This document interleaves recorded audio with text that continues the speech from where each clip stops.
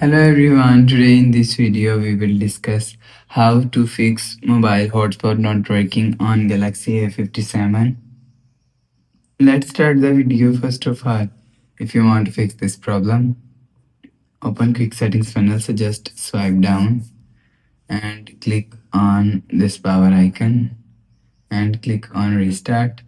Again click on restart, your phone is restart.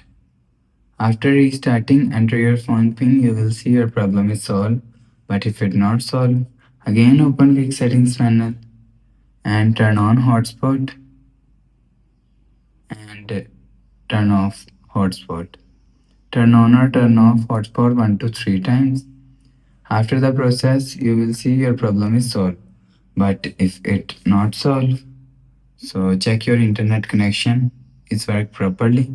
Internet connection is not work properly, so move from your area. After move area, you will see your problem is solved. So if it's still not solved, so click on settings app. Now in setting, scroll down and click on general management. Scroll down and click on reset and click on reset all settings.